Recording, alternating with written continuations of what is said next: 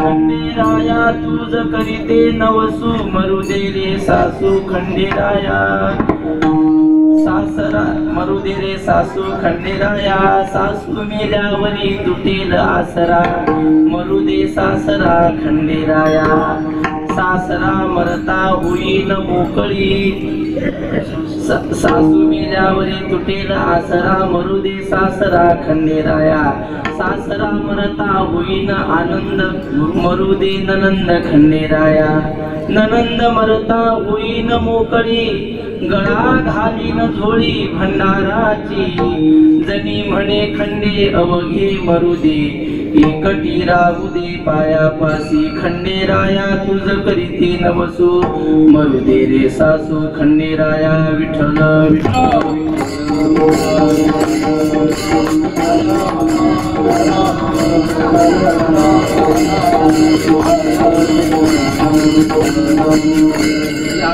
श्री विठ्ठलाख्यं समपदकमलं पद्मपत्रायताक्षं गंभीरस्निग्धहासं कटिनिहितकरं नीलमेघावभासं विद्युद्वासोवसानं मणिमयं कुटं कुण्डलोद्भासि गण्डं मायूरस्रग्विभूषाभयवरसहितं कौस्तुभोद्भासिताङ्गं पाण्डुरङ्गाकरो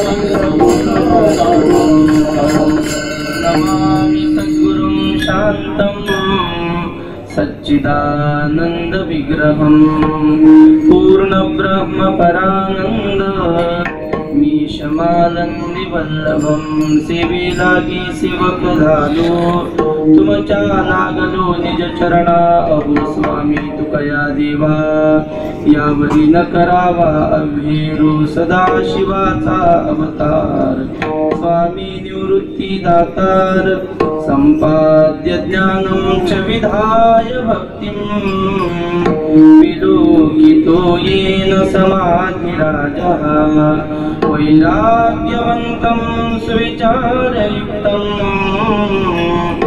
नमामि दोगं शिरसा गुरन्तं विठ्ठल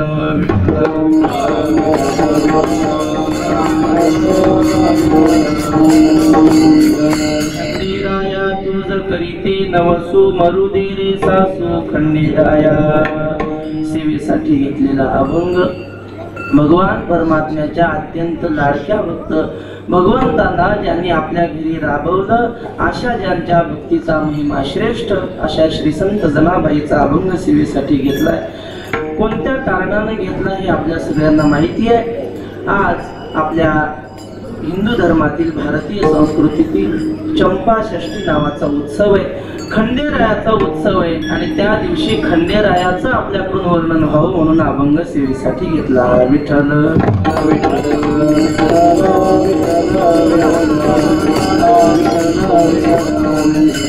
इथं आल्यानंतर अत्यंत आनंद वाटला. आल्याबरोबर मंडप पाहिला, तिथली संख्या पाहिली. मंडपाला साजेशी संख्या आहे. आम्ही जातो, लोक आनंदाने सप्ताहाचा कार्यक्रम आयोजित करतात, खूप पैसे खर्च करून मोठा मंडप करतात, पण त्या मंडपाला शोभेल एवढी भाविकांची श्रोत्यांची संख्या नसते. मंडप असतो 2 एकर आणि ऐकायला 50 माणसं. काय उपयोग आहे त्या एवढ्या मोठ्या मंडपाचा.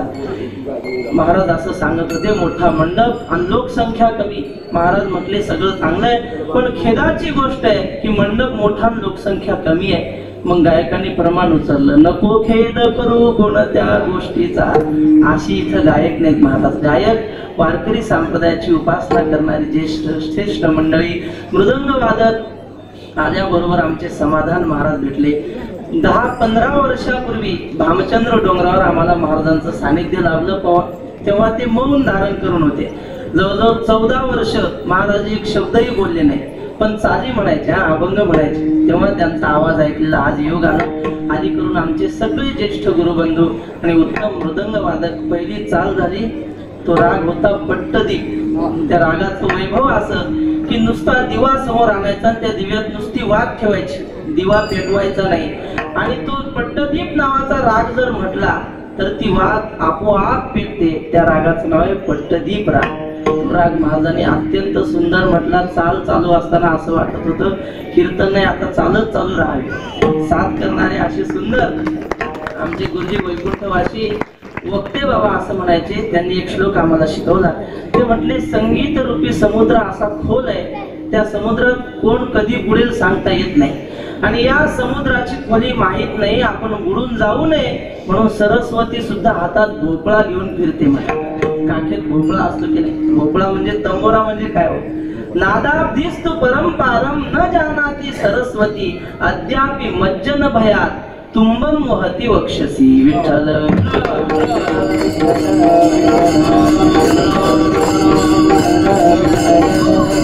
अत्यंत सुंदर नियोजन आहे. वैकुंठवासी नागोराव महाराज बहादुरे ह्यांच्या कृपा आशीर्वादाने चालू असलेली ही परमार्थिक साधना आणि 3ऱ्या दिवसाची सेवा माझ्या वाट्याला आली. श्री संत जनाबाईंचा अभंग सेवेसाठी घेतला. या भागात येण्याचं भाग्य ज्यांच्यामुळे लाभलं, हरिभक्तीपरायण पंढरीनाथ महाराज साहने असतील, आपल्या गावातली सगळी भजनी मंडळी असतील, आणि सगळ्यात महत्वाचं आमचे श्री गुरु लहाने कदम माऊली. त्यांनी आम्हाला या भागात आणलं नाही तर एवढ्या लांब कोण येते. महाराज माऊलींची कृपा आहे. आणि जनाबाईंचा अभंग आपल्या सगळ्यांच्या समोर सेवेसाठी घेतला. कुणाला आवडो न आवडो पण माता भगिनींच्या आवडीचा अभंग आहे. का? कारण अभंगात मरू दे रे सासू खंडेराया असा जनाबाईंनी या अभंगात नवस केलेला आहे. पण नवस करणाऱ्या जनाबाई नेमक्या कोण होत्या, त्यांचा अधिकार काय होता, अत्यंत थोड्या वेळामध्ये आपण पाहू. जनाबाईंचा अधिकार काय होता. जनाबाईंचा अधिकार असा होता की देवाच्या गळ्याला दोरी बांधून त्याला खुट्याला जनावरांसारखं बांधून ठेवू शकतो.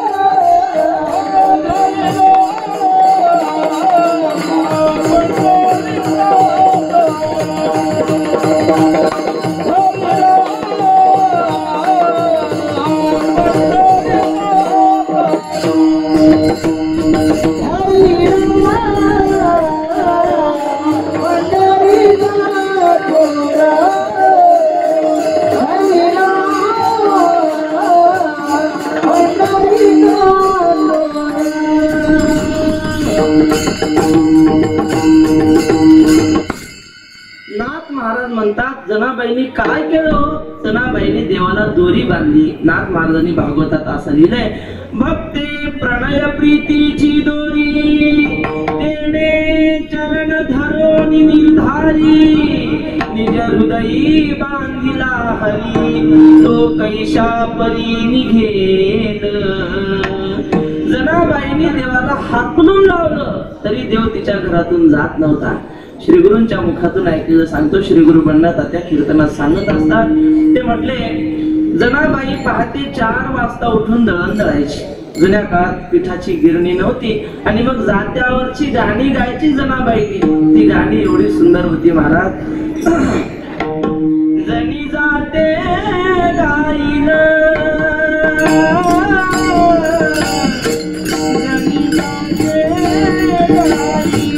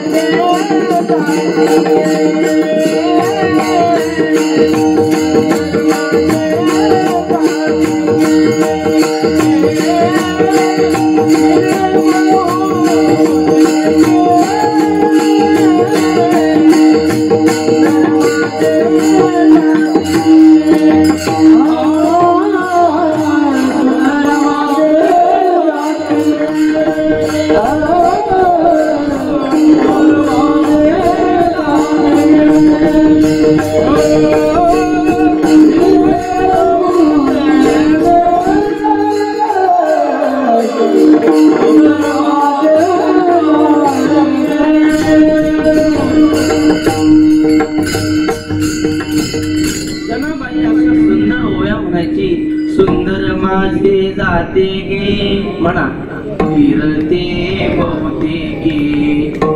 आता काय तुमचा दोष नाही, आता जाते गेलं, जात्यावरच्या ओव्या गेल्या, पण जेवढं येईल तेवढं. सुंदर माझे जाते गे फिरते बहुते गे, ओव्या गाऊ कौतुके तू ये रे बा विठ्ठला. अशी जनाबाई पहाटे 4 वाजता देवाला हाक मारायची, ये रे बा विठ्ठला. आणि मग तिच्या त्या ओव्या ऐकण्यासाठी देव सुद्धा ऋण फेडावया अवतार केला. भक्तांचे ऋण फेडण्याच्या निमित्ताने भगवान परमात्मा सुद्धा पहाटे 4 वाजता जनाबाईच्या घरी दळू लागायला यायचा. पण कधीच रुक्मिणीला सांगितलं नाही मी जनाबाईच्या घरी जातो. रुक्मिणी मातेने विचार केला, आपला मालक आपल्याला न विचारता न सांगता अंधारात पहाटे 4 वाजता कुठे जात असेल. लोक कुत्रे घेऊन मॉर्निंग वॉकला जातात, तुम्हाला माहिती आहे ना. मग तिला वाटलं आपले मालक तसे मॉर्निंग वॉकला जातात की काय, पण ह्यांना विचारायचं नाही, पत्ता काढायचा. हे पहाटे एवढ्या लवकर कुठे जातात.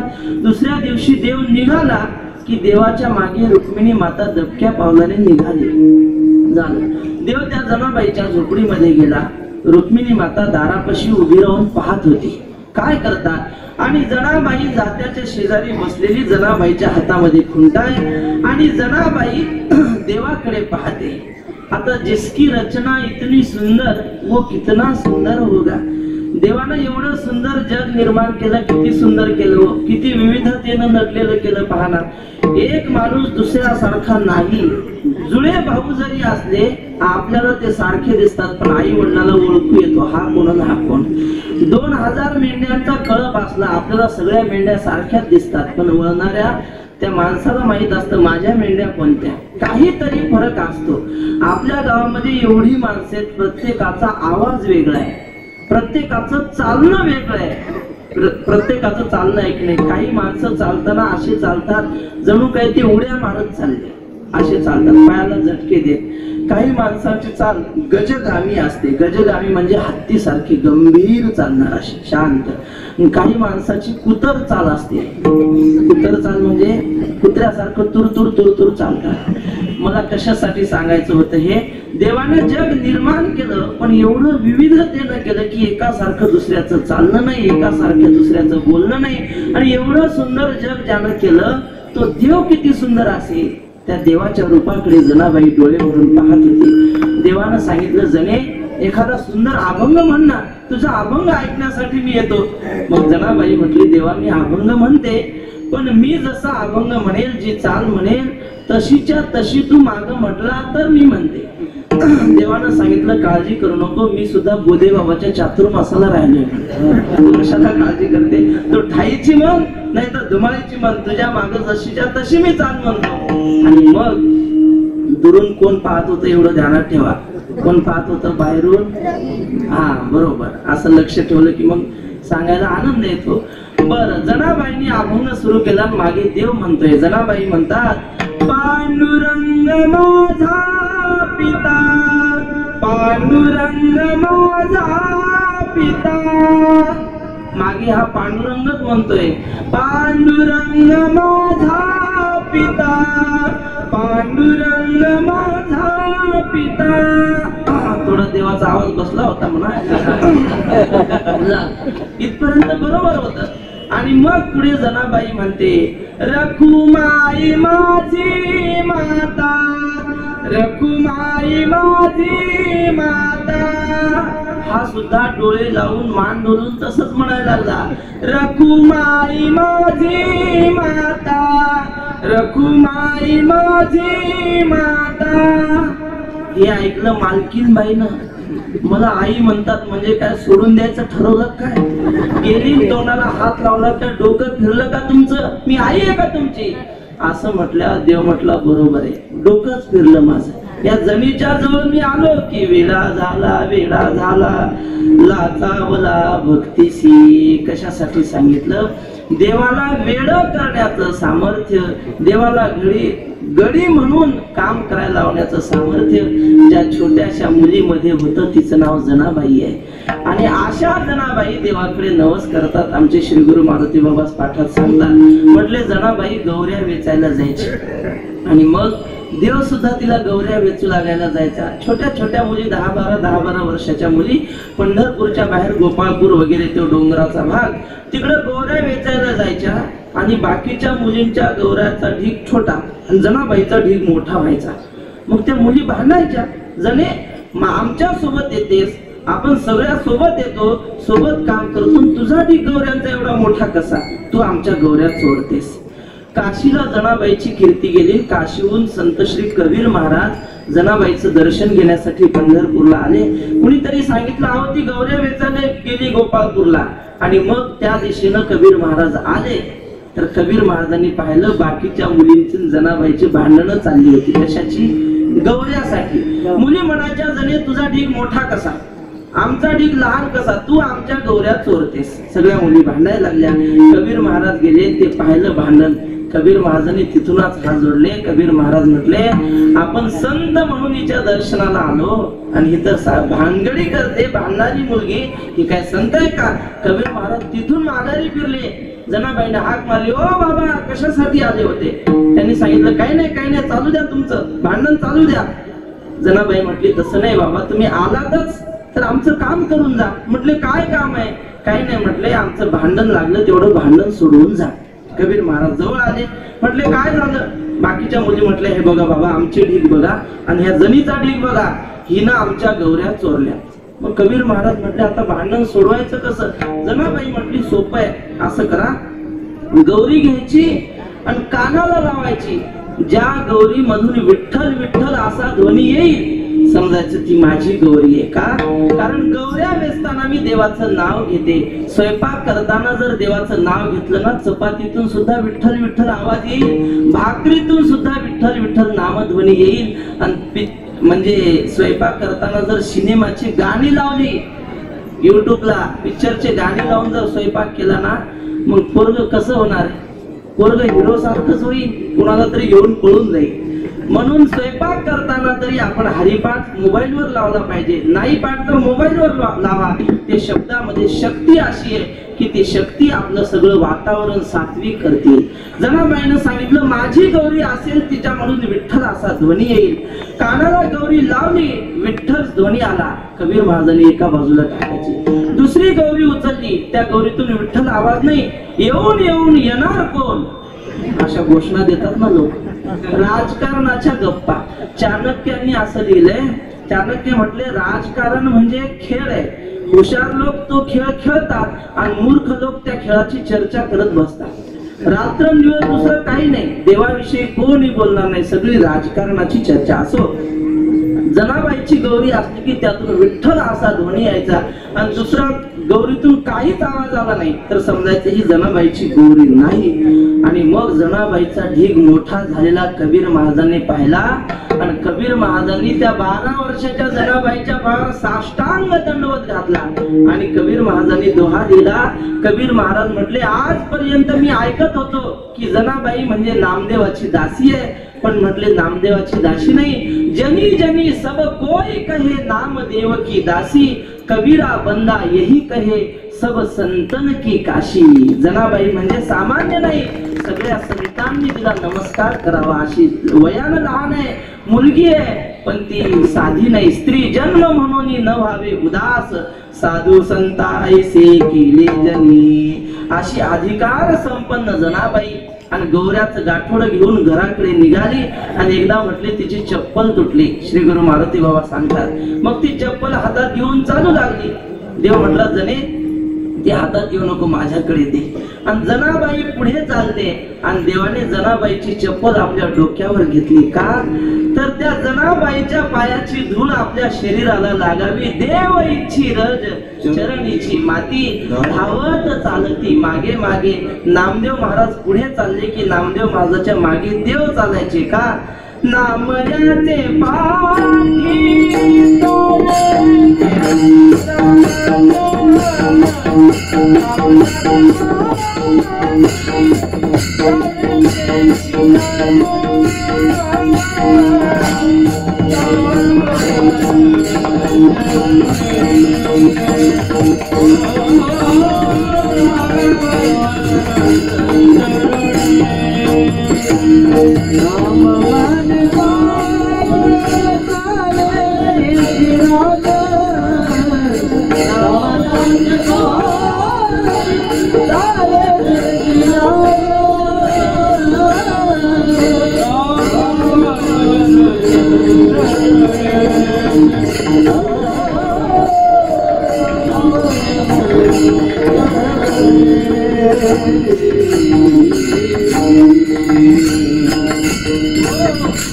जनाबाईच्या मागे मागे देव चालायचे, तिच्या चपला डोक्यावर घ्यायचे. एवढा मोठा तिचा अधिकार.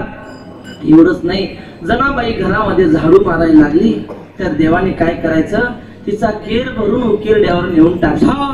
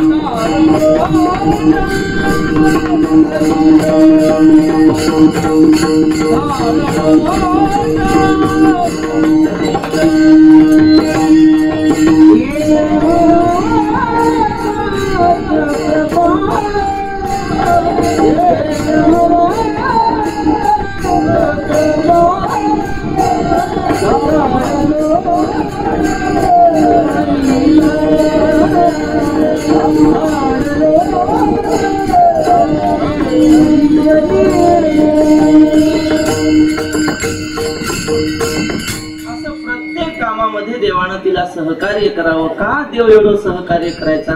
तुकोबाऱ्या म्हणतात, ज्याला कोणीच नाही ना, ज्याने सर्वस्वाचा त्याग केला ना, त्याच्यावर देव अत्यंत प्रेम करतो. सोडीला संसार माया तयावरी फार. जनाबाईने सगळं सोडून दिलं होतं. कोणी नव्हतं जनाबाईला.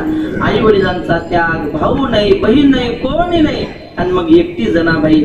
तिला वेणी घालायची असली तरी देवानं तिची वेणी घालायची. जनाबाईनीच असं लिहून ठेवलं. गावातले लोक विचारायचे, मैत्रिणी विचारायचं, जने तुझी वेणी एवढी सुंदर घातलेली दिसते, कोण वेणी घालून देतं ग तुला?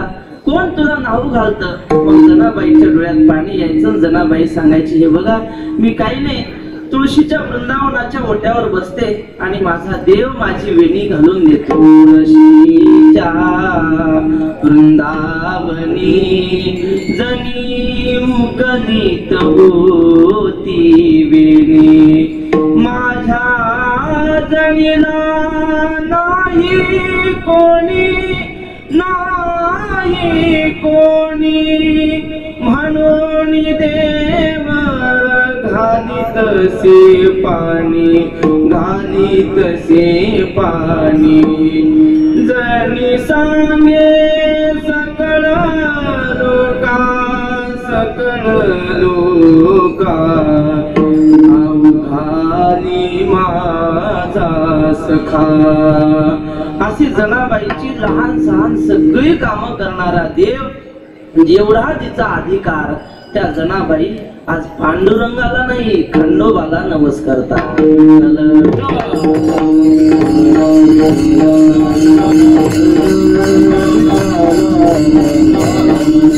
भाविक मंडळीच्या मनामध्ये शंका येईल. तुकोबारायांनी असं सांगितलंय, पतिव्रते जैसा व्रताद प्रमाण, आम्हा नारायण तैशा परी. तुकोबाराय म्हणतात, पतिव्रता माऊलीच्या जीवनामध्ये जसा तिचा एकमेव पती तिचं श्रद्धेचं अधिष्ठान असते. कल्पना करा, एखाद्या घरामध्ये सासूरवाशीने आणि मग ती घरामध्ये सगळ्यांची कामं करते. म्हणजे सासूची सेवा करते, सासऱ्याचीही करते, दिराची करते, नणंदेची सेवा करते आणि पतीचीही सेवा करते. पण खरं सांगा, तिचं सगळ्यात जास्त प्रेम कोणावर असतं? सासऱ्यावर असतं का सासूवर असतं? नाही नाही, हे तर कधी जातील असं तिला वाटतं. मग सगळ्यांची सेवा करते, पण सगळ्यात जास्त प्रेम असतं ते आपल्या पतीवर. तसं तुकोबाराय म्हणतात, आम्ही इतर सगळ्या देवांची सेवा करतो, पण आमच्या जीवनामध्ये सगळ्यात जास्त जर प्रेम कोणावर असेल तर आमचं पांडुरंगावर प्रेम आहे. पतिव्रत जैसा व्रतार प्रमाण, आम्हा नारायण तैशा परी. सर्व भावी लोभ्या आवडी धन, आम्हा नारायण तैशा परी.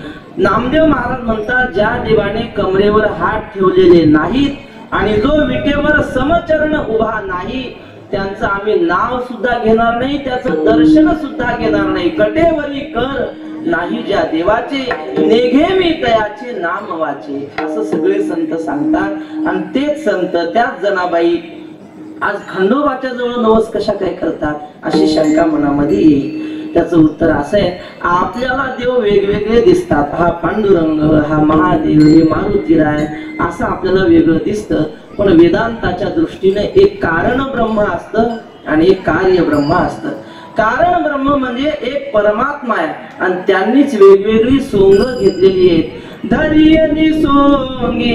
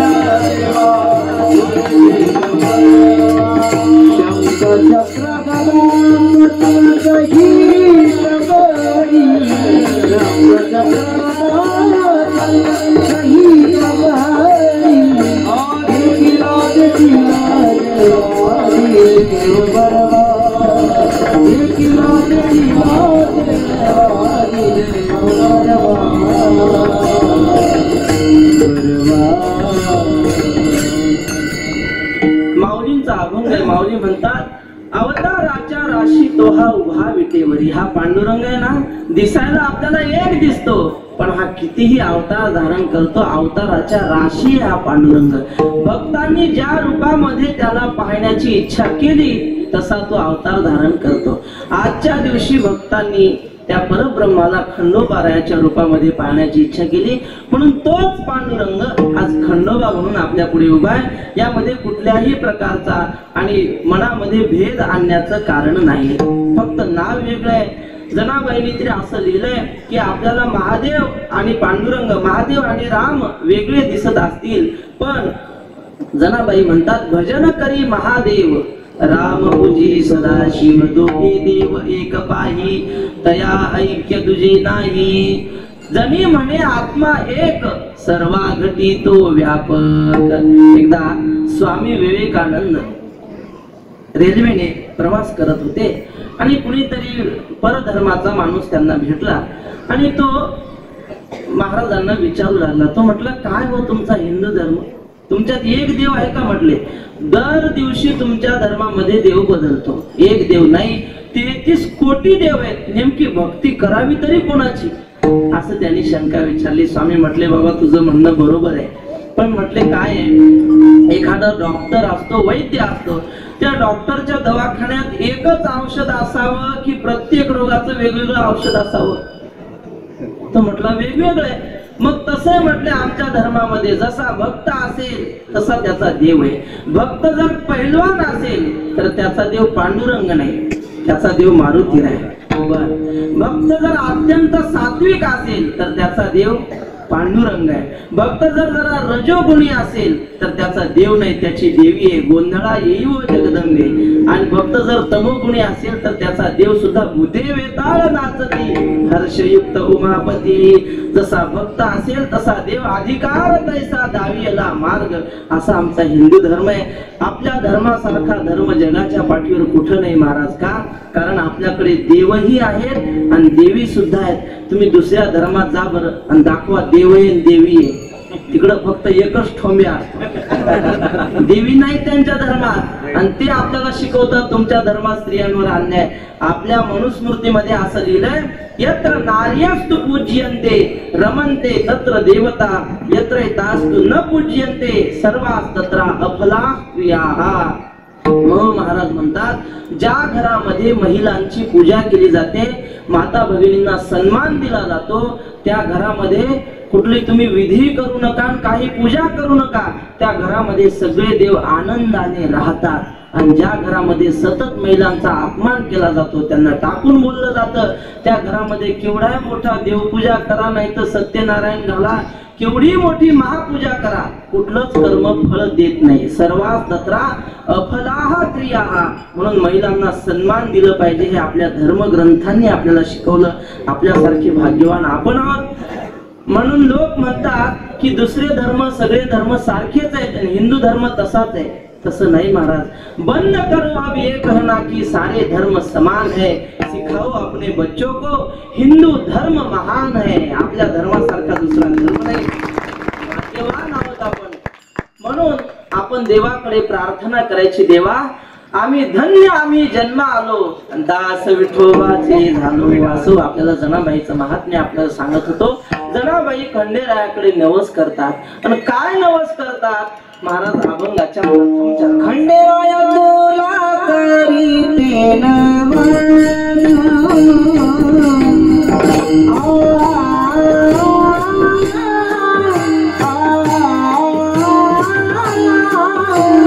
खंडेराया तुझं करीते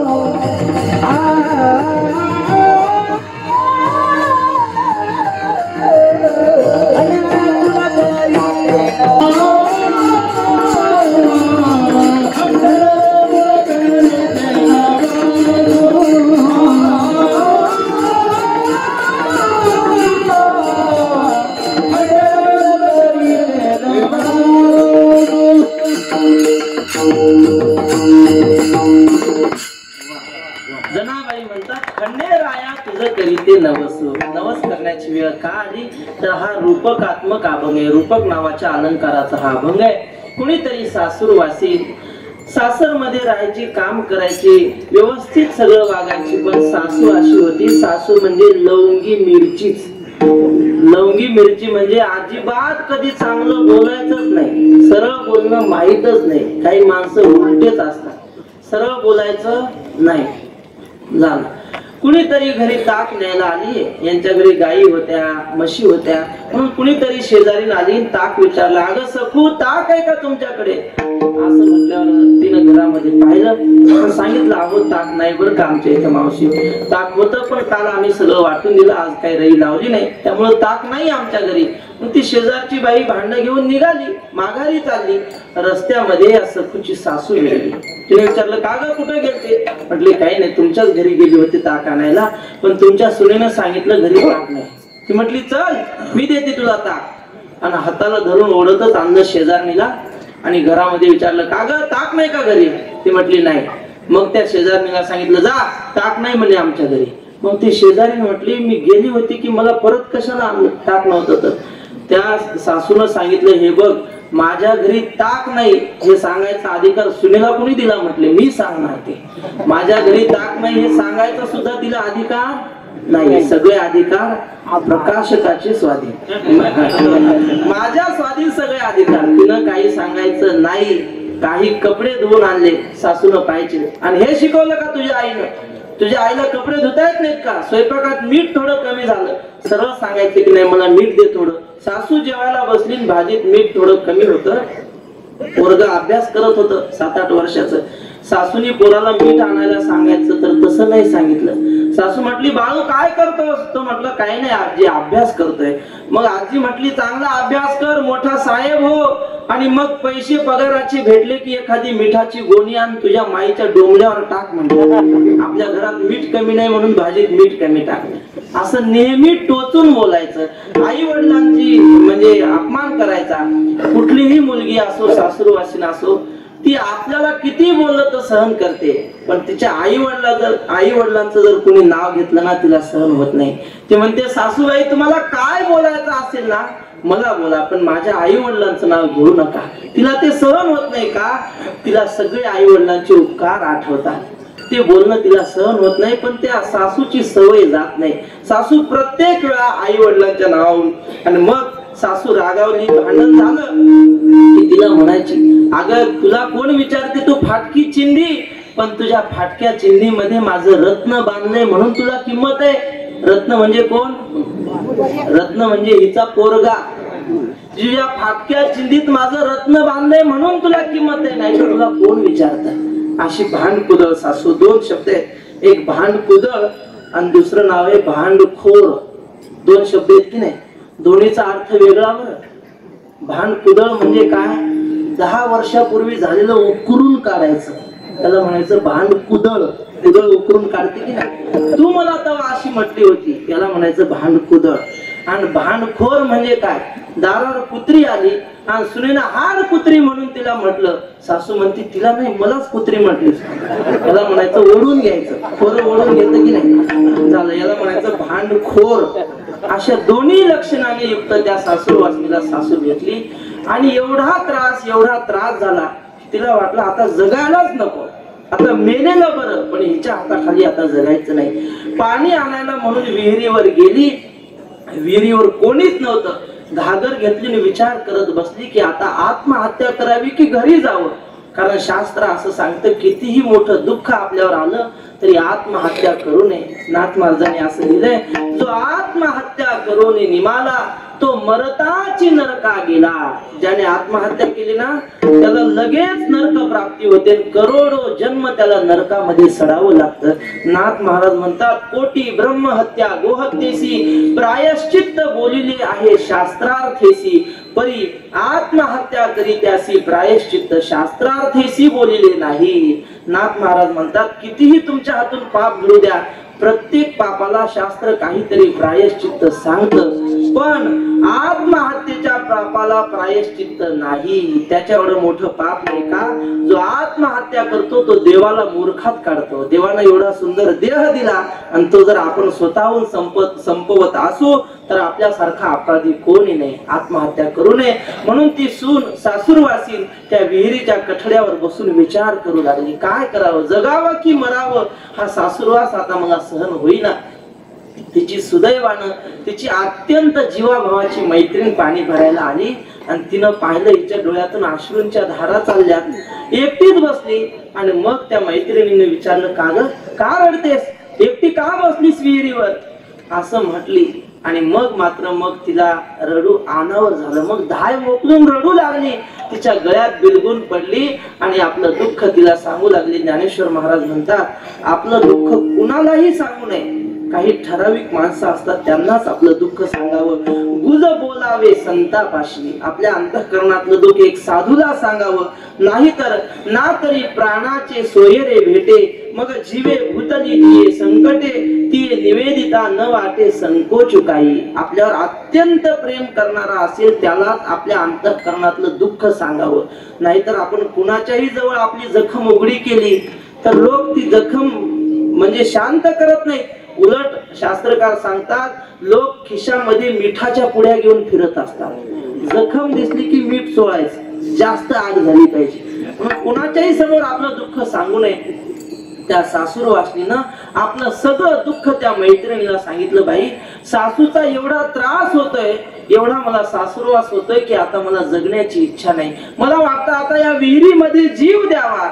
मग ती मैत्रीण म्हटली, अगं एवढी टोकाची भूमिका कशाला घेतेस, तुला सासू त्रास देते ना, मग माझ्याकडे उपाय. चल म्हटले, माझ्याकडे उपाय असा आहे. ती म्हटली, उपाय काय सांग ना. काही नाही म्हटले, आमच्या जेजुरीला खंडोबा आहे आणि त्या खंडोबाला काही नवस केला की तो खंडोबा नवसाला पावणार आहे.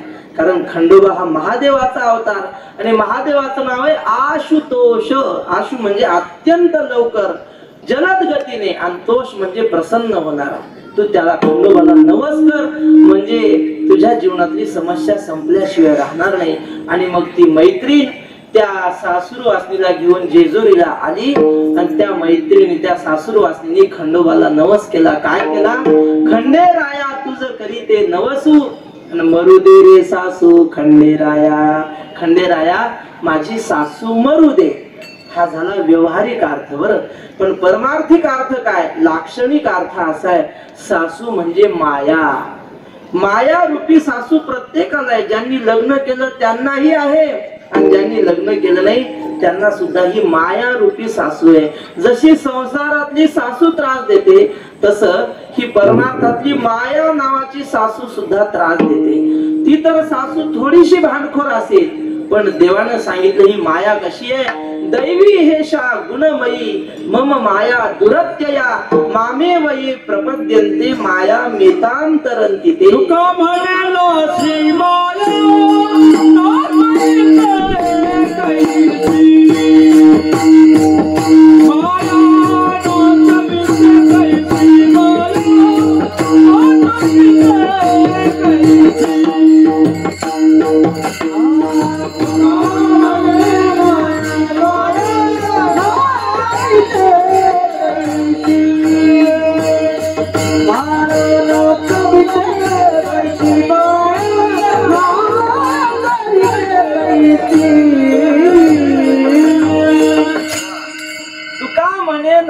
माया नाचविते कैसी. महाराजांनी प्रमाण म्हटलं, मला एक दृष्टांत आठवला, पण तो दृष्टांत जरा ग्राम्य आहे. ग्राम्य म्हणजे जरा खेडवळ आहे. सांगू का? सांगतो, पण ह्या कानाने ऐकायचा आणि ह्या कानाने सोडून द्यायचा, घरी घेऊन जायचा नाही. व्हिडिओ मध्ये आला ते सोडून द्या, पण तुम्ही मनात घेऊ नका. दृष्टांत असा की एका गावामध्ये असा सप्ताह चालू होता आणि काल्याचं कीर्तन होतं. बर, गावातली सगळी लोक कीर्तनाला यायची, पण एक बहादर असा होता, सप्ताह सुरू झाला की या रस्त्याला फिरकायचंच नाही, लांबून जायचं. हे कानावर शब्द त्याला आवडत नव्हते. काही असे असतात दुर्दैवी, निदान जेवायला तरी यावं की नाही. नाही, ते म्हणतात तिकडं आम्ही शिळ्या भाकरी खाऊ, पण या मंडपात येणार नाही. का येणार नाही? कारण इथं यायला पुण्य लागतं. बहुता सुकृताची जोडी म्हणून विठ्ठली आवडी. ज्याच्या पदरात पुण्य नाही ना, तो येऊच शकत नाही, किती आग्रहाने आला. बर, काल्याचं कीर्तन होतं. सगळ्या गावातल्या माता भगिनी, पुरुष वर्ग, लहान लहान मुलं सगळी यायची आणि एक येत नव्हता. त्याच्या पत्नीनं विनंती केली, आव तुम्हाला काही डोकं आहे की नाही? म्हणजे डोकं आहे. एक माणूस म्हटलं, माझं अर्ध डोकं दुखत आहे. दुसरा म्हटलं, जेवढं असलं तेवढं दुखत असतं. तिनं विचारलं, अहो तुम्हाला काही डोकं आहे की काय? तुमच्या डोक्यात काय दगड भरली का? काल्याचं कीर्तन आहे, 7 दिवस गावामध्ये सप्ताह होता, सगळी लोक कीर्तनाला येतात, तुम्ही निदान काल्याला तरी चला ना. तो म्हटलं, ठीक आहे, तू म्हणते म्हणून आज येतो, तशी काय माझी कीर्तन ऐकण्याची इच्छा नाही. मग आला तिची इच्छा म्हणून आला आणि लांब जरा बसला. झालं. आल्याबरोबर जो डोळा लागला तो डोळा देवाचं चरित्र सुरू झालं आणि पुतना मावशी तुझं वर्णन सुरू झालं की बस तेव्हा त्याचा डोळा उघडला. कोणीतरी अशी उंच चाल म्हटली, डोळा उघडला आणि महाराज सांगत होते देवाला मारण्यासाठी पुतनेनं विडा उचलला. पुतना म्हटली कंसा मी त्या कृष्णाला मारून येते. कंस म्हटला पुतने हे काय बाया माणसाची काम आहेत, देवाला मारायचंय तुझं काम नाही. ती म्हटली कंसा आम्हाला साधं समजू नको, आमच्या अंगात 36 गुण असतात असं ती म्हटली. बस त्यानं अख्खं कीर्तन सोडून दिलं, फक्त तेवढं ध्यानात ठेवलं किती गुण 36 गुण. घरी झाला आणि कीर्तनानं आल्यावर तिला म्हटलं का ग आपल्या लग्नाला 25 वर्ष झाली, 36 गुण काय असतात मला सांगितले नाही तू आजपर्यंत सांगितले नाही, काय असतात सांग 36 गुण. तिला तरी काय माहिती, म्हणतात लोक म्हणून म्हणतात 36 गुण असतात. सारखं उठलं सुटलं तिला म्हणायचं 36 गुण काय असतात सांग. ही अशी होती 15 दिवसात वाळून गेली. तिला वाटलं कशाला येड्याला नेलं कीर्तनाला काय माहिती, नसतं नेलं तर बरं झालं असतं, पण सारखं विचारायचा.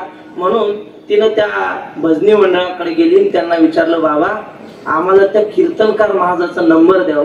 काल्याचं कीर्तन ज्यांचं होतं ना त्यांचा नंबर घेतला आणि तिनं फोन लावला. महाराज तुम्ही कीर्तनात 36 गुण सांगितले, आमच्या मालकाला उत्तर पाहिजे. म्हणजे काय सांगू त्यांना 36 गुण. महाराज हुशार होते आणि बहुतेक म्हाताऱ्या माणसाचंच कीर्तन काल्याचं असावं बरं का. काल्याचं कीर्तन आमच्यासारख्याच नाही, त्यात मुरलेला माणूस पाहिजे, कुणाचं नाही. ते महाराज हुशार होते. ते म्हटले बाई मी सांगतो तसं कर, तुझ्या नवऱ्याला उत्तर मिळेल. त्यांनी बरोबर सगळं सांगितलं कसं करायचं काय करायचं. तिने लक्षात घेतलं, फोन ठेवला आणि लागली कामाला. नवरा पहाटे 6 वाजता जायचा रानात नांगर धरायला. गेला ही दुपारी भाकरी घेऊन जायची 12 वाजता. महाराजांनी सांगितलं होतं जाताना एक मासोळी घ्यायची विकत बाजारातून, मासा असा एवढा घेतला, तो घमेल्यात घेतला आणि गेली 12 वाजता. ह्याचं तास चाललं होतं, असं नांगराचं तासच म्हणतात ना आपल्याकडे, हा ते तास धरत असं तिकडं तोंड करून चालला होता. हिनं बरोबर त्या नांगराच्या वळानीमध्ये म्हणा फटीमध्ये असं जमिनीवर तो मासा टाकला आणि बाजूला गेली जरा दूर. तो तिकून नांगरत आला आणि त्याला नांगरटीमध्ये तो मासा दिसला. त्याने उचलला, बायकोला हाक मारली इकडे म्हणे, हा मासा घेऊन जा आणि संध्याकाळी भाजी कर याची. महाराजांनी सांगितलं होतं असं होईल तसंच झालं. गेली घरी. हा म्हटला मी आता दुपारी जेवत नाही, आता संध्याकाळी पोटभर जेवण करेन. झालं. याने दुपारी भाकरी खाल्ली नाही. संध्याकाळी आला, हिनं आपलं महाराजांनी सांगितल्याप्रमाणे सगळं करून ठेवलं. घरी आल्याबरोबर म्हटलं लवकर जेवायला वाढ, मला भूक लागली, लवकर वाढ. आता दुपारी जेवला नव्हता, दिवसभर रानात काम केलं. पोटात भूक लागली की माणसाला राग आणावा लागत नाही, आपोआप येतो आणि तन तन करत वाढ मला असं म्हणू लागला. मग महाराजांनी सांगितलं होतं जेवाय वाढ म्हणला की स्वयंपाक केलेला वाढायचा नाही, 10 दिवसाची शिळी भाकर वाढायची, बुरा आलेली भाकर. आणि त्याच्यावर काय, त्याच्यावर मिरच्याचा ठेचा, त्याला तेल सुद्धा नाही. झालं. आणि मग तिनं ती शिळी भाकर आणि ठेचा त्याच्या समोर ताट वाढलं नाही, असं ढकललं दुरून. ढकलल्यावर भूक लागलेली आणि काय खायचं होतं, गरम गरम स्वयंपाक खायचा होता, भाजी खायची होती आणि वाढली शिळी भाकर. असा तापला, हातात काठी घेतली माराय धावला. महाराज म्हटले माराय धावला की घरात थांबायचं नाही, रस्त्यावर पळायचं. आणि ती रस्त्यावर पळाली की हा तिच्या मागे मारायला लागला. आता असं झाल्यावर गावातल्या लोकांना विनंती करावी लागते का चला कीर्तनाला चला. कीर्तनाला बोलवावं लागतं, पण भांडण झाली की सगळं गाव गोळा झालं. विचारू लागलं का झालं, का मारतो रे बाबा. तो म्हटलं अरे मला दुपारी नांगरटीमध्ये शेतामध्ये मासा सापडला, हिला म्हटलं भाजी कर, हिनं केली नाही, शिळी भाकर मला वाढली. लोक म्हटले ह्याचं डोकं फिरलंय, शेतात मासा सापडत असतो का नांगरटी. आणि मग आधी निवडणुकीचे पैसे खाऊन दुसऱ्याला मतदान केलं होतं. लोकांनी असा हाता खालून काढला, चांगला काळा निळाच केला. मग तिनं सोडवलं, अहो मारू नका. घरात नेलं मालकाला, चांगली गरम विटकर केली, वीट गरम करून शेकलं त्याला चांगलं, पाटावर नेऊन बसवला. स्वयंपाक केलेला होता बर का आधी, गरम गरम चपात्या भाजी ताट आणलं समोर ठेवलं. जेव्हा म्हणली आता. तो म्हटलं स्वयंपाक केलेला नव्हता. हो, अर्ध्या तासापूर्वी स्वयंपाक झाला. मग वाढला का नाही. ती म्हटली तुम्ही गेले 15 दिवस मला विचारत होतात ना 36 गुण म्हणजे काय, 36 गुण म्हणजे काय. त्या त्यातला एक गुण आता दाखव. आता राहिलेले 35 जसा मला वेळ भेटेल असे मी दाखवत जाईल. कशासाठी सांगितलं हे? याला म्हणायचं गुणमयी माया. हे सामान्य तुम्हाला उदाहरण कशासाठी दिलं? मायेमध्ये असे गुण आहेत. ज्ञानेश्वर महाराज म्हणतात, जिये ते आळू माळू रूपा गुणाचा चाळ ढाळू, ते भरतैसाही खेळू लेखा आणि रूपा. आणि एखाद्या स्त्रीकडे एक गुण जर असेल ना गायनाचा, ते सगळं जग वेड करू शकते. महाराज श्री गुरु मारुती बाबा म्हटले, लता मंगेशकर काय होतं? गायनाचा एक गुण होता महाराज, सगळं जग मोहित करून टाकलं की नाही. एक गुण जर असेल तर असं होतं. आणि ही माया तर दैवी हेशा गुणमयी आहे. आणि मग ही माया आपल्याला मोहित केल्याशिवाय कसं राहील? जनाबाई म्हणते, देवा ही माया नष्ट झाल्याशिवाय देव भेटू शकत नाही. मुक्ताबाईचा प्रसिद्ध अभंग आहे. मुक्ताबाई म्हणते, माया नुरे जेव्हा विश्व ब्रह्म होईल तेव्हा. जेव्हा आपल्या जीवनातली माया नष्ट होईल ना, त्या दिवशी आपल्याला हे सगळं जगत ब्रह्मरूपाने प्रतीत होईल. म्हणून माया नष्ट झाली पाहिजे. आणि ही माया आपल्या शक्तीने आपण नष्ट करू शकत नाही. ही भगवंताच्याच कृपेने नष्ट होऊ शकते. एथ एकची लीला तरले, जे सर्व भावे मद भजले, तया ऐनीच थडी सरले माया जळ. भगवान परमात्मा सांगतात, या माया नदीतून कोण तरुण जातं? जे माझी भक्ती करतात तेच तरुण जातात. आणि ज्यांनी देवाची भक्ती केली त्यांची माया कशी होते? तुकोबाराय म्हणतात, तुका म्हणे माया होय दासी लागे माया, होय दासी लागे माया, होय दासी लागे माया. तुका म्हणे माया होय दासी लागे माया, होय दासी लागे माया, होय दासी लागे माया.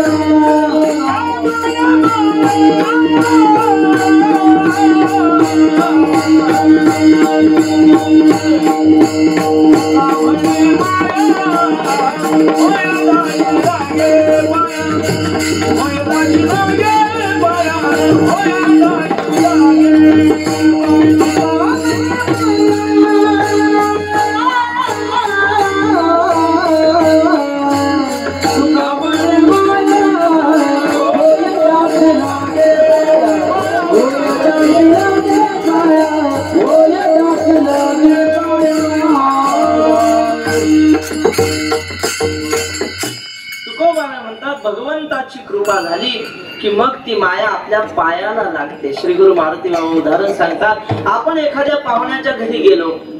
बर पाहुण्याच्या घरी गेलो की पाहुण्याच्या घरी कुत्र कुत्री काहीतरी असतं. मग ते कुत्र पाहुणा आला की त्याच्यावर धावतं. अनोळखी माणूस कोणी दिसो मग ते कुत्र धावतं. आणि मग कुत्र धावलं की मग तो घर मालक असतो, तो म्हणतो चंपी यू असं म्हटला की मग ती कुत्री पाहुण्याच्या अंगावर धावून गेलेली. आणि मग मालकाने यू म्हटलं की ती गोंडा बोलते. तसं म्हटले माया कोणाची आहे? मम माया दुरत्य. देवाची माया आहे की नाही? दैवी आहे की नाही? मग देवाची इच्छा झाली आपल्या जीवनातली माया संपावी, देवानं तिला माघारी बोलावलं तर मग ती आपल्या पुढे गोंडा बोलते. तुका म्हणे माया होय दासी लागे पाया. तसं जनाबाई म्हणतात, देवा माझी ही माया रूपी सासू मरून जाऊ दे. बर खंडेराया तुझ करीते नवसू, मरू दे रे सासू खंडेराया. बर सासू मेली म्हणजे 50% सासूरवास संपला. पण आणखी राहिलं ना, तिचा मालक काय कमी आहे का? तिचा मालक सुद्धा सासूरवास करू शकतो. मग जनाबाई म्हणते, देवा ती जशी गेली तशी तिचा मालक सुद्धा जाऊ दे. अभंगाचं सासू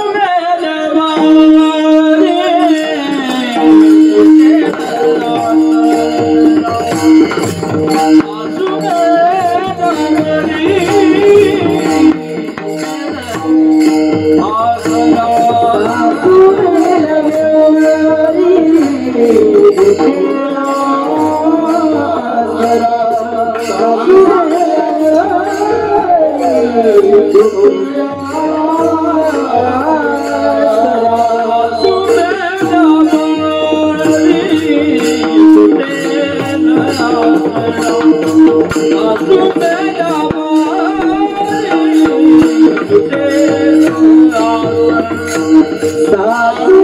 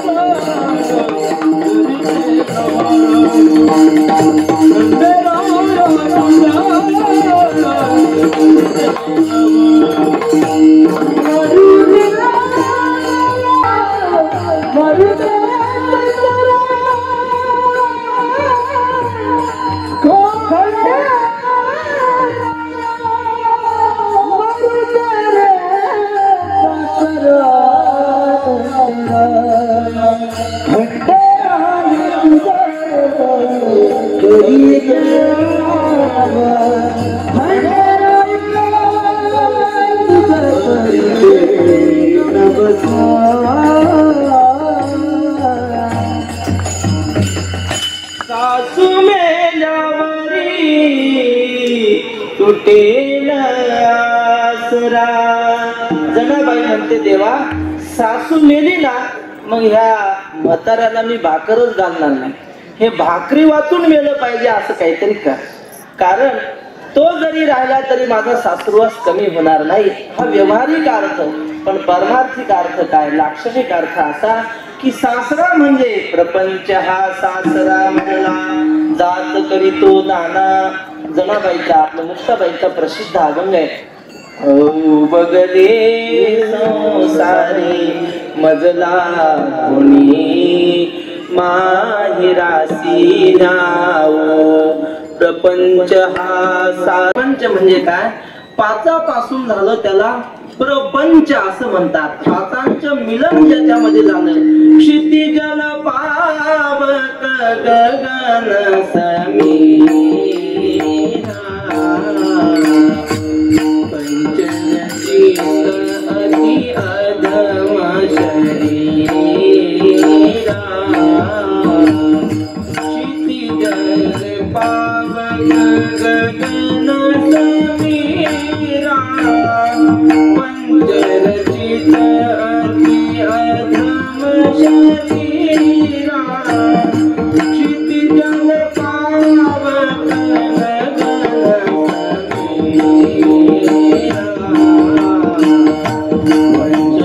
पंचरचित अति अधम शरीरा.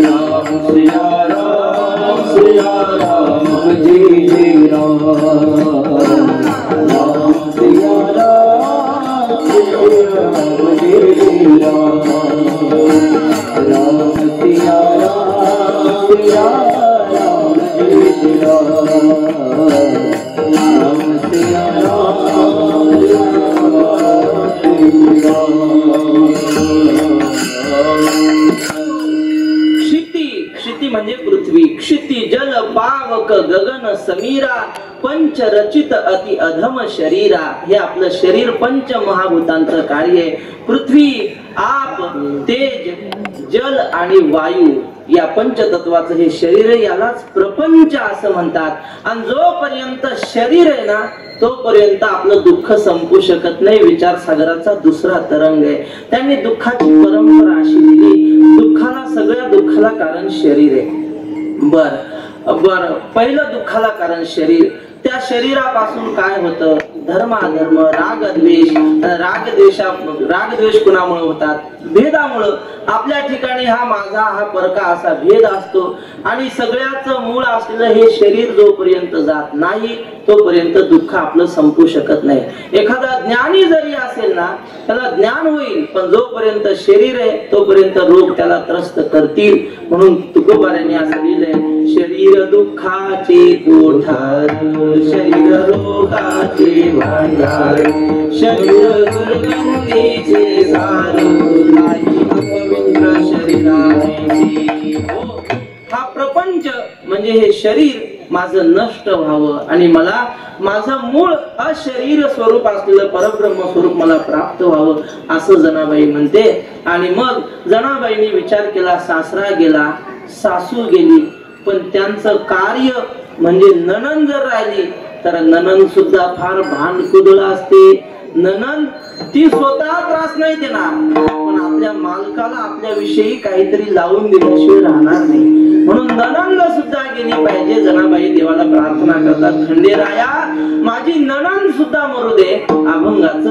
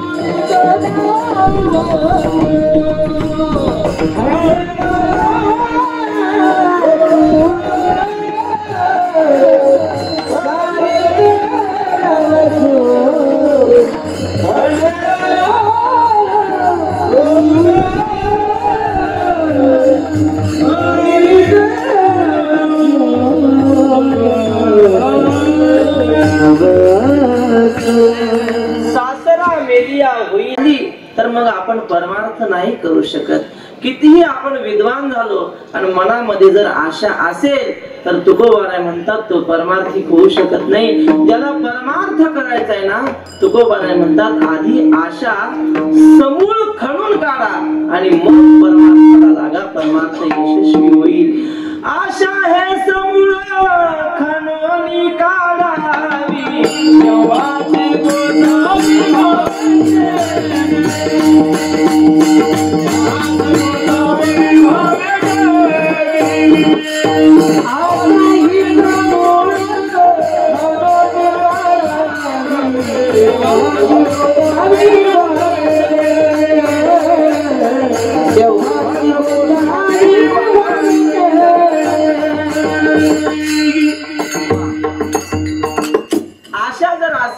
परमार्थातून माणूस मागे घसरतो. नाही, नाथ महाराज म्हणतात आशा उपजली भगवंतासी, नीच वामनत्व आले त्यासी, आसेने दीन केले देवासी, कथा गायसी इतरांसी. जगाच्या मालकाच्या मनात आशा उत्पन्न झाली तर त्याला सुद्धा भिकारी व्हावं लागलं असं म्हणतात. प्रभू रामचंद्र त्यांना इच्छा निर्माण झाली की अनर्थ झाला. काय इच्छा झाली होती? ते सोन्याचा हरिण मिळावं अशी इच्छा निर्माण झाली. शास्त्रकार म्हणतात जगाच्या मालकाला माहित नाही का हो, न निर्मित केन न दृष्ट पूर्व न श्रूयते हेममय कुरंगः तथापि तृष्णा रघुनंदनस्य विनाशकाले विपरीत बुद्धी. म्हटले ज्याने जग निर्माण केलं त्याला माहित नाही का आपण सोन्याचा हरिण निर्माण केलंच नाही. न निर्मित केन न दृष्ट पूर्व, याच्या आधी आपण कधी सोन्याचा हरिण पाहिलेलं नाही. न श्रूयते हेममय कुरंगः, सोन्याचं हरिण असता असं कानानं ऐकलं सुद्धा नाही. पण तरी सुद्धा जगाच्या मालकाला इच्छा झाली आणि मग अनर्थ घडला. रावणाने सीतेचं हरण केलं. सांगण्याचं तात्पर्य आशा देवाला जरी निर्माण झाली तरी ती देवाला खाली ओढून आणते. मग आपल्या मनात आशा झाल्यावर काय होणार नाही. श्री गुरु मारुती बाबा सांगतात कुणीतरी एक महात्मा म्हणजे उगा आपलं नावाला महात्मा, दाढी वाढवली नाही विकत आणली. अलीकडे सगळं भेटतं, वेणी विकत भेटते, दाढी विकत भेटते. एवढी लांब होती दाढी की पुढे 10 माणसं त्या महात्म्याची दाढी धरून चालायची आणि जटा धरायला 20 माणसं मागे. बर असा त्यांचा ताफा गावोगाव जायचा आणि मग एका गावामध्ये मंदिरावर जाऊन बसायचे आणि मग त्यांची भक्त मंडळी सांगायची आमचे महाराज, त्यांचं वय काय सांगावं, आमचे महाराज राम प्रभूच्या लग्नामध्ये तूप वाढायला होते म्हणे. असे आमचे महाराज. किती वय असेल कल्पना करा, लाखो वर्षापूर्वी रामचंद्र प्रभू. आणि मग लोकांना वाटायचं खरोखर एवढी लांब दाढी एवढ्या लांब जटा म्हणजे खरोखर यांचं वय तेवढं असेल. आणि मग काय महाराज लोक दर्शनाला यायचे आणि रिकाम्या हाताने नाही, मग दक्षिणा वगैरे भरपूर ठेवायचे. महाराजांचं झालं या गावात झाले की चालले दुसऱ्या गावाला, असं चालू होतं. आणि एक असा हुशार जरा माणूस, भाविक होता पण हुशार होता, त्याने विचार केला प्रभू रामचंद्राच्या काळातला माणूस आजपर्यंत जिवंत राहू शकत नाही. ते फक्त रामायणातले मारुतीराय राहिले का, ते चिरंजीव आहेत. बर एखादा तपस्वी राहील पण तसं तपश्चर्येचं तेजही दिसत नाही यांच्या चेहऱ्यावर. यांच्या चेहऱ्यावर तेज आहे पण ते तेज तपाच नाही तुपाच आहे. आपल्याला वाटतं चांगला गोरा गोमटा काय तेज महाराजाच्या चेहऱ्यावर. राऊत बाबा म्हणतात ते तपाच नाही लेखा, ते काजू बदाम तूप खात आहे म्हणून तसं दिसत. असं ते हुशार होता. तो म्हटलं हे परमार्थाचं तेज नाही. बर मग याची परीक्षा आपण घ्यायची. तो सुद्धा दर्शनाच्या बारीला लागला, महाराजांच्या जवळ गेला, त्याने दर्शन नाही घेतलं. बाया माग सारल्या खाड दिशी कानाखाली लावली. मग ते शिष्य मंडळी धावले, अहो असं काय करतात, तुला काही कळतं की नाही, आमचे महाराज म्हणजे साधे आहेत का. तो म्हटलं साधे म्हणजे काय अधिकार आहे. ते म्हटले हमारे महाराज राम जी के शादी में घी परोसते थे. मग तो म्हटला मी सुद्धा रामाच्या लग्नात जेवायला होतो आणि त्या पंक्तीला मी बसलेलो होतो. तुमचा महाराज तूप वाढत आला, नेमकं माझं पात्र सोडलं आणि पुढे वाढत गेला. म्हणे मी तवापासून पाहत होतो हे कुठं भेटतो, आज भेटला म्हणून बदला घेतला. असे महाराज आहे. तुकोबारे म्हणतात महाराज झाले पण मनातली धन गोळा करण्याची आशा संपली नाही ना. मग ते दिसायला महाराज आहे पण त्यांची अजून आशा रूपी ननंद मेलेली नाही. जनाबाई म्हणते देवा मी किती भिकारी झाली तर चालेल पण माझ्या जीवनातली ही आशा रूपी ननंद मरू दे. आणि ननंद जर मेली ना मग काही नाही, ननंद मरता होईन मोकळी आणि गळा घालीन जोळी भंडाराची. भंडाराची म्हणजे मी परमार्थाची जोळी गळ्यात घालीन आणि मग आनंदानं परमार्थ करत राहील. एकदा आशा केली की मग कोणी आपल्याला अडवू शकत नाही. आशा संपली की तो माणूस प्रपंचात राहिला काय किंवा परमार्थात राहिला काय. अलिप्त कमळ जळी जैसे सत्यवादी करी संसार सकळ. अलिप्त कमळ जळी जैसे अशी त्याची अवस्था होते.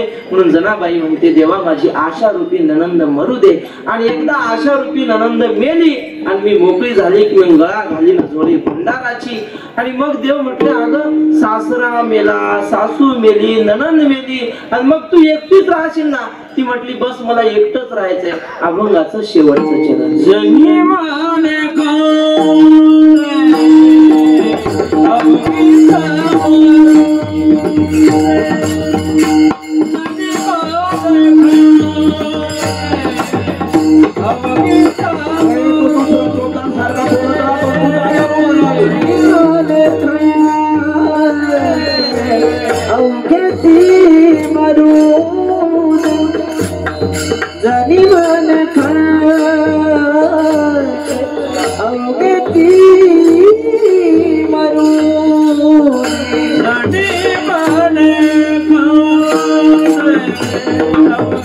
Oh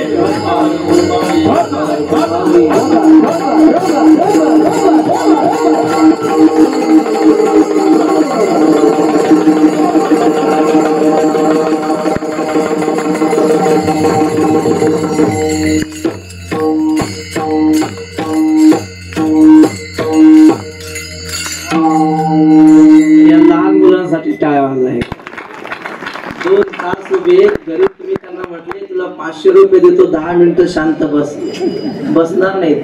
पण ही देवाची शक्ती महाराज. लहान लहान मुलं आहेत, त्यांच्याकडे पाहून खीव येते म्हणून कीर्तन लवकर सोडलं नाही तर असे टाळ करीन, असे वादक आपल्यावर रात्रभर जागरण करीन. जागरण म्हणजे कीर्तन करीन. असो आपण सगळे भाग्यवान. सगळ्यांनी सुंदर भजन केलं. फक्त जाता जाता एक विनंती.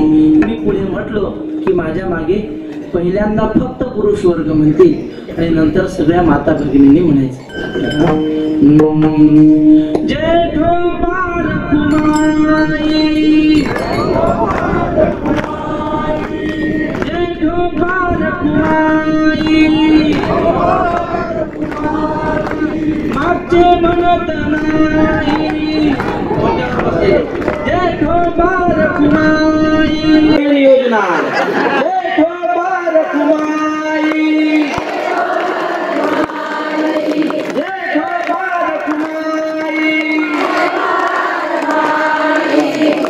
स्वरात आलं. मुंग्या असतात ना वारुळाच्या बाहेर निघल्या की रांगेत चालतात आणि मुंगळे कुणी चढत, कुणी हॉटेलवर, कुणी लॉजवर, कुणी धाब्यावर. जाऊ द्या. असं सुंदर भजन केलं आपण सगळ्यांनी. याला म्हणतात हरिनामाचा भजन. आपली वेळ संपली. आगम राज्य चिंतन जसं माझ्या बुद्धीला स्मरेल त्याप्रमाणे सांगण्याचा प्रयत्न केला. योग्य असेल ते सद्गुरु जोग महाराज वारकरी शिक्षण संस्थेचा आहे. संप्रदाय हा धर्म जर टिकावा असं वाटत असेल तर आपण काहीतरी आता जबाबदारी घेतली पाहिजे. कारण आपल्या शेजारी बांगलादेशमध्ये काय परिस्थिती चालू आहे. आपल्या सगळ्यांच्या हातात मोबाईल आहे. भर रस्त्यावर हिंदूंच्या महिलांवर अत्याचार केले जातात. अशी लहान लहान मुलं, त्यांना ठार मारलं जाते. आज हिंदू धर्माची बांगलादेशमध्ये काय अवस्था आहे तीच उद्या आपल्या देशात होऊ शकते असं चिन्ह दिसतंय. का? कारण जिथं जिथं त्यांची लोकसंख्या वाढली तिथं ते इतरांना जगू देत नाहीत. आणि आपल्या भारतामध्ये असं काही षडयंत्र रचून ठेवलंय जुन्या लोकांनी, काही म्हणजे अज्ञानी लोकांनी म्हणा, धूर्त लोकांनी, की हिंदूंची संख्या हळूहळू कमी होत गेली पाहिजे आणि आपल्या हिंदू धर्माच्या शत्रूंची संख्या वाढत गेली पाहिजे.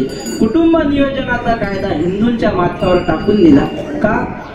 त्यांच्यानी लोकसंख्या वाढत नाही का? आपली लोकसंख्या हळूहळू घटत चालली, त्यांची लोकसंख्या वाढत चालली.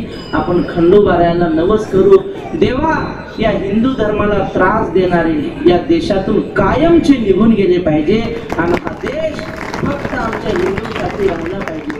कारण जगाच्या पाठीवर मुसलमानांचे जवळजवळ 50-60 देश आहेत, ख्रिश्चनांचे जवळजवळ 150 देश आहेत ख्रिश्चनांचे. हिंदूंचा फक्त भारत देश आहे. जर या देशातून मुसलमानांना काढून दिलं तर त्यांना जायला पाकिस्तान आहे, त्यांना जायला बांगलादेश आहे, त्यांना जायला दुसरे आणखी खूप देश आहेत. पण या देशातून जर आपल्याला पळावं लागलं हिंदूंना, आपल्याला दुसरा देश नाही. हा एकमेव भारत देश आपल्यासाठी आहे. म्हणून आपल्या सगळ्यांच्या चरणी प्रार्थना. धर्मावर जेव्हा जेव्हा आघात होतील ना तेव्हा आपण आपल्या परीने प्रयत्न केला पाहिजे आणि हिंदू धर्माच्या बाजूने उभं राहिलं पाहिजे. लोक म्हणतात सगळे धर्म सारखेच असतात, कशाला भेदभाव करायचा? अरे सारखे कसे? आपला धर्म सांगतो गायीची पूजा केली पाहिजे, एक धर्म सांगतो गायीला भाकरी खाऊ घातली पाहिजे आणि दुसरा धर्म सांगतो गायीला भाकरी सोबत खाल्लं पाहिजे. मग सगळे धर्म सारखे कसे महाराज? संत श्री गुलाबराव महाराज प्रज्ञाचक्षु विदर्भात होऊन गेले. त्यांना एक माणूस म्हटला, महाराज तुम्ही म्हणता सगळे धर्म सारखेच आहेत, मग मी दुसऱ्या धर्मात जाऊ का? असं म्हटलं. महाराज म्हटले, बाबा सगळे धर्म सारखेच आहेत, मग तुझाच धर्म कशाला सोडतो? आहे त्या धर्मात राहावं. आपण भाग्यवान म्हणून हिंदू धर्मात आलो. जाता जाता सांगतो, वेळ किती झाली सांगा? झाली ना वेळ?